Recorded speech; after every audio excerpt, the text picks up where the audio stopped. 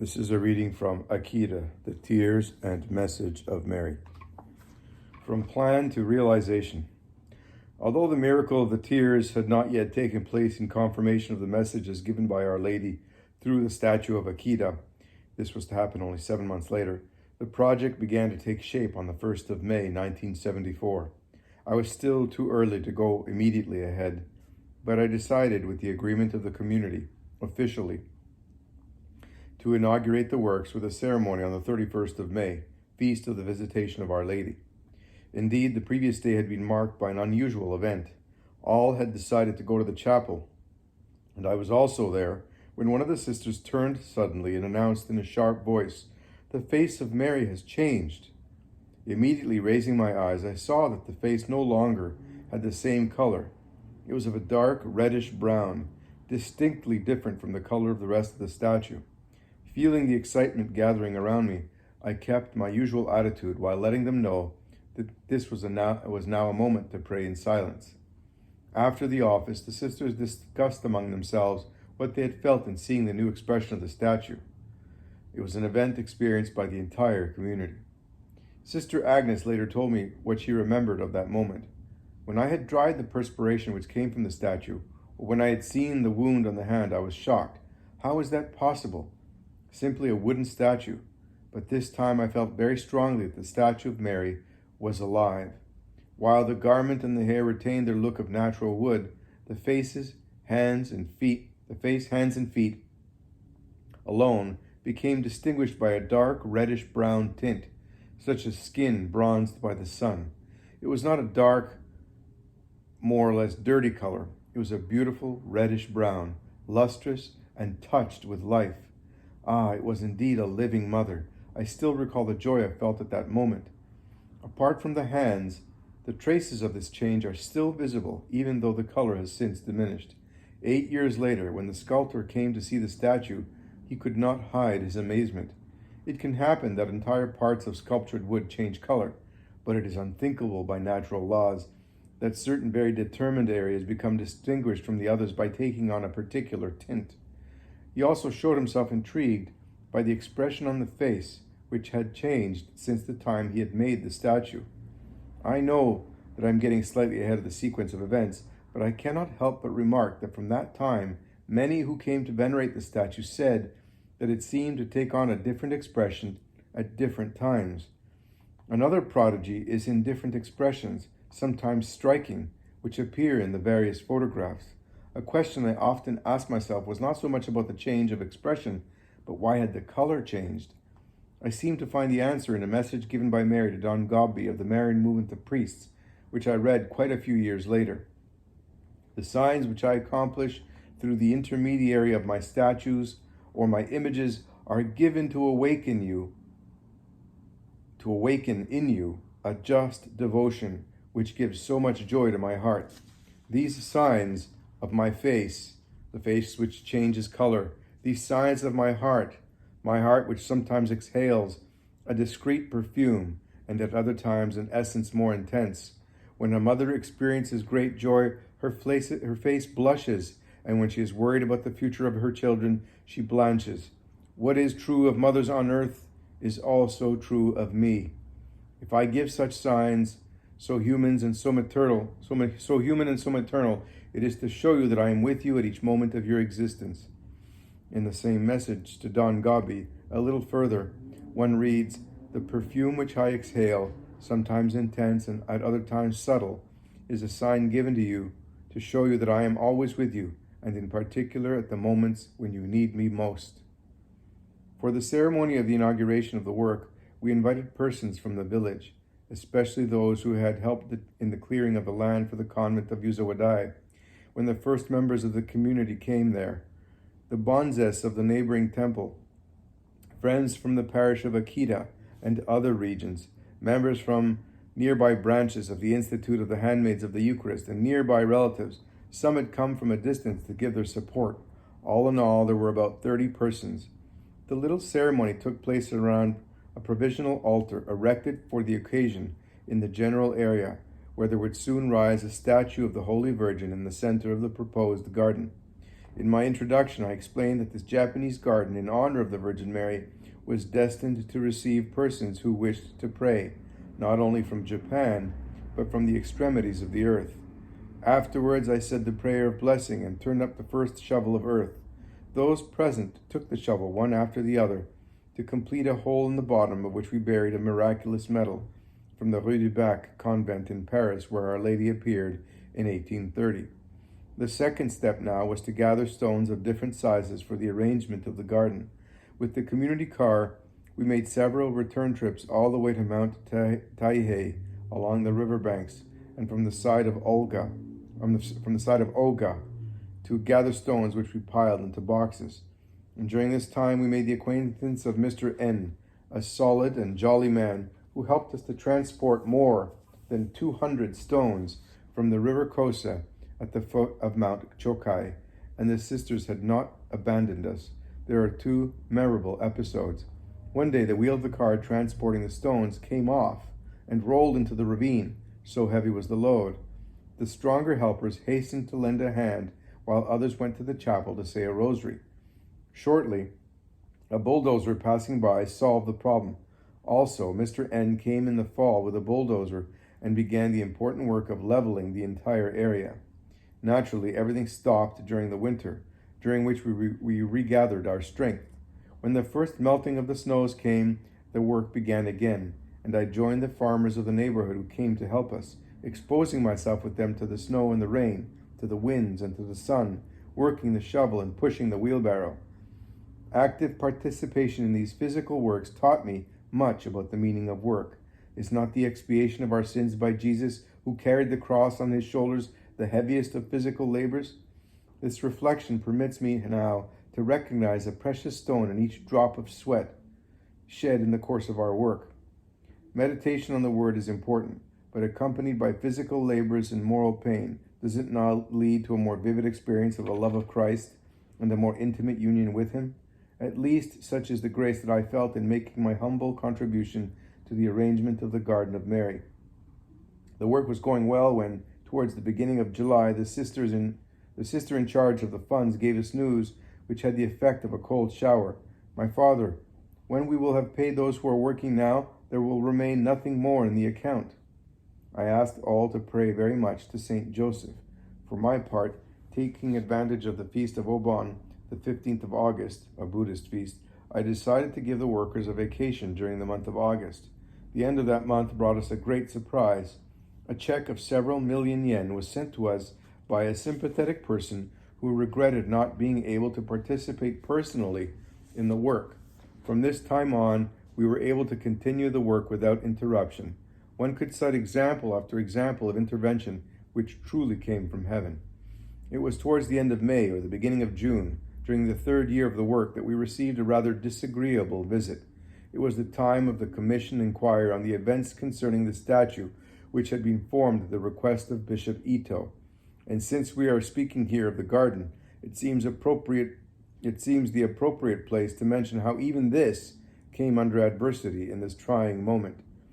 At the time, I was away giving a talk which had been requested from outside. A person who claimed to be an important member of the Canonical Commission of Inquiry and authorized by the bishop to take over spiritual direction of the community announced to the latter, "The phenomena which occurred in connection with the statue of Mary are not a supernatural grace. They are only the result of ectoplasmic faculties of Sister Agnes, and one must not use them to take advantage of people. The arrangement of the Garden of Mary is an act of propaganda which can only lead people into error, and you must stop it immediately." It was only a week after my return that the sisters, not a little put out, told me about this, and I at once remembered the word of the guardian angel. The more you will offer this good intention, the more numerous will be the difficulties and obstacles. For my part, I do not remember even for one moment having conceived the project of the Garden of Mary with relation to the events connected with the statue. As I stated earlier, I had accomplished a similar project on a small scale in the parish I had served before coming here. My sole desire was to create a propitious space for prayer, where one could be recollected in a calm atmosphere. Independent of the reality of the mysterious events of Akita, the idea of the Japanese garden was unrelated. Over and beyond this kind of malevolent criticism, I was resolved to carry on the work, cost what it might. But obviously, there came dark moments when I came to the point of letting everything go. By October of this same year, thanks to the precious help of numerous well-wishers, the Garden of Mary was almost finished. The ceremony of the inauguration took place on October 11th in the presence of the mayor of Akita and of numerous personalities and well-wishers who came from far and near. For this beautiful feast, more than 200 were present. I presented the Garden of Mary with these words: "The principle of the part of the garden is the pool in the form of the Japanese archipelago, from the middle of which rises the statue of Mary. In the background, water cascades from an artificial hill symbolizing the grace of salvation spread upon humanity, the source of which is the cross of Christ, raised on Mount Calvary. The ensemble therefore represents the water symbol which spreads over Japan through the intermediary of Mary, mediatrix of all grace. The little grass-covered hill situated in the center of the garden symbolizes peace and harmony by its round form, and recalls at the same time the Sermon on the Mount. The two extremities of the pool are separated from the central part by two bridges, Japanese style, leaving the Isle of Kyushu to the south and the Isle of Hokkaido to the north, with a flow of water, which represents the Jordan, oriented from south to north. The main entrance gate is made of two trunks of special wild trees of Akita, about 200 years old, bearing up a roof of tiles, which appear also to be old. Indeed, it was conceived to give the garden the majestic and sacred character evoked by its very name, Gate of Heaven. One can progress around the central little hill and the pond, visible from every part of the garden, while reciting the rosary. Furthermore, the entire layout was planned in order that one may always see Mount Taihei, and no trees were planted to risk losing the view of its changing and varied tints in the course of the year. More than 100 different trees have been planted. 90% of them have already taken root, and we can imagine how great will be the beauty of these plantings, brought from all regions of Japan in testimony of affection for Mary in the years to come. The help which we received during these 3 years came to us from all regions of Japan, from the island of Kyushu to the Isle of Hokkaido, for the glory of the Celestial Mother, and was literally providential. Now that it is finished, we can indeed understand the prediction of the angels. The difficulties and the obstacles will be numerous, and her exhortation, pray with confidence, with interior unity. And all these things helped to prepare us for what was still to come. And there's a picture.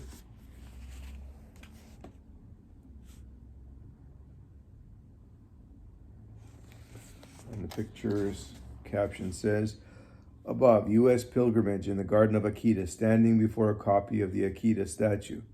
In his address to the pilgrims, Bishop Ito said, the message of Akita is the message of Fatima. Chapter 9, the healing announced by the angel. Now let us return to Sister Agnes. Beginning in the month of May, when we started the work on the garden, what had struck me in reading the notes and messages of Sister Agnes was the prodigy that she was able to hear the words of the angel and of Our Lady, even though medical science had declared her to be completely deaf. In the final analysis, this could only have been by interior locutions, which have nothing to do with the physical faculty of hearing. Sister herself explains, it was not the sound of an ordinary voice, which would have resounded in my ears as if they had been temporarily healed. It was a voice which came directly to my heart, passing through my ears, which were incapable of hearing. In the first message of Our Lady, they were words of encouragement. Is your deafness difficult to bear? You will soon be healed. Be sure. Be patient. In view of this prophecy, I said to myself that the extraordinary phenomena of the statue could never be recognized until the ears of the sister would be completely cured.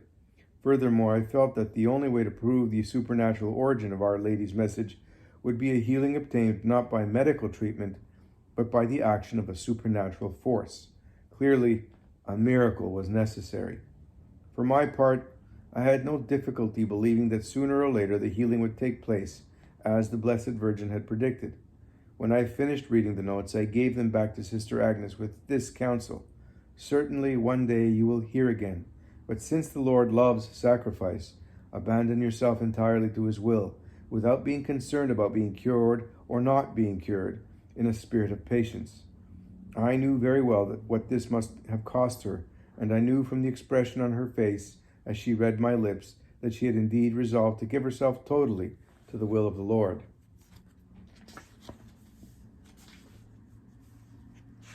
18th of May, 1974. On May 18th, after the morning Eucharistic adoration, Sister Agnes came to me and said, "Just now, shortly after the rosary and during the prayer, silence, the guardian angel came to me and said, 'Your ears will be opened in August or in October.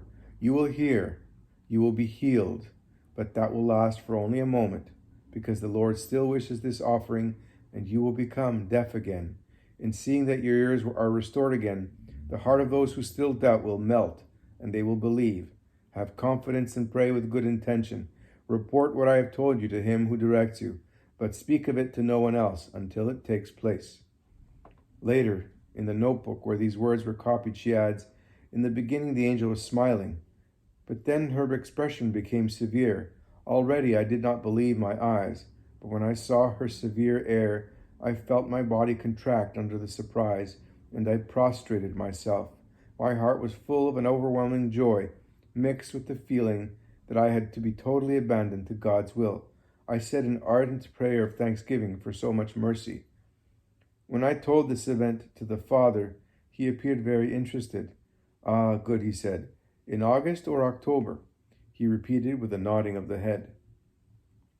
Indeed, what I was thinking was that if it was in the month of August, it would certainly be the 15th, the Feast of the Assumption, or on another Marian feast day, although the month of the Rosary might be more appropriate. My imagination was going.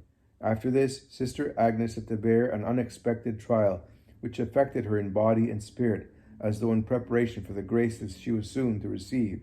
It was the morning of Thursday, August 8th. During the Mass, I was suddenly seized with terrible stomach pains and had to be taken in haste to the hospital. I at once underwent surgery, and if my days were not counted, I was immobilized in the hospital until the 4th of September.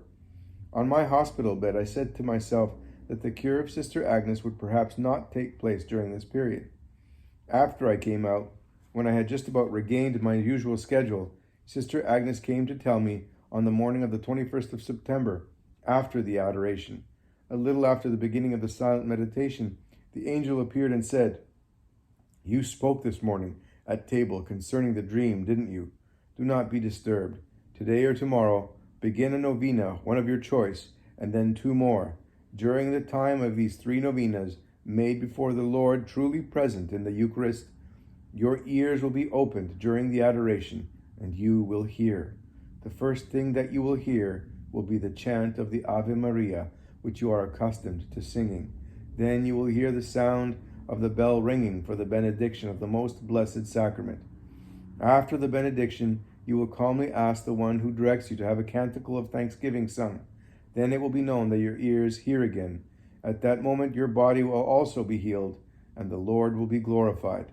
When he learns this, your superior will be filled with courage, his heart will be consoled, and he will bear witness. However, the more you offer with good intention, the more there will be difficulties and obstacles. To overcome these exterior obstacles, pray with more confidence in interior unity. You will be protected, be sure." After a silence, the angel added, "Your ears will hear only for a certain time. They will not yet be totally cured. You will become deaf again. The Lord still wishes this offering. Report what I have told you to him who directs you." After having fixed upon me her profound regard, she disappeared from my eyes. On these conditions, since the angel made everything so clear, I counseled Sister Agnes to begin the novena without delay, even the same day if possible, reminding her not to speak of it to anyone. Concerning the dream of which the angel spoke, you have spoken of the dream this morning at table, we will explain later. Once again, I asked myself when the grace of the predicted healing would be granted. If Sister was going to hear the chant of the Ave Maria and the sound of the bell, it would be during benediction of the Blessed Sacrament, and that would surely be on a Sunday. And as the angel said that it would be during the time of 3 novenas, I made the mistake of thinking that it would be at the end of the third, that is, the last Sunday of October. Even with predictions so clear, our intelligence slips into erroneous conjectures. It goes without saying that the human mind is truly not so smart.